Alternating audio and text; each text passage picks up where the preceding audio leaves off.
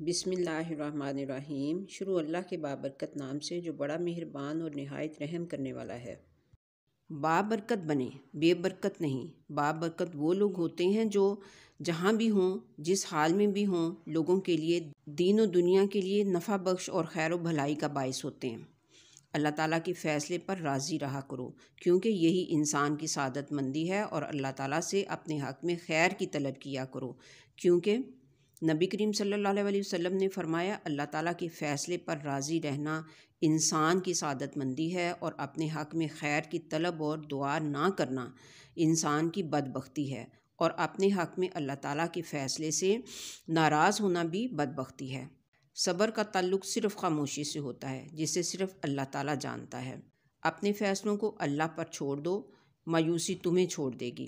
حقیقی تعلق وہ ہوتا ہے جو وقت، حالات، ضرورت اور مزاج بدلنے کے باوجود بھی قائم رہے۔ سب سے معتبر نیکی وہ ہے جس کا گواہ صرف اللہ ہو۔ قرآن پاک دنیا کی وہ واحد کتاب ہے جسے سمجھ کر پڑھنے والا جتنا پڑھتا جاتا ہے اتنا ہی دن بدن نکھرتا ہی چلا جاتا ہے۔ اگر اللہ نے وہ لے لیا ہے جسے کھونے کا تم تصور بھی نہیں کر سکتے تھے، تو یقیناً وہ کچھ ایسا بھی دے گا جسے پانے کا تم نے سوچا بھی نہ تھا۔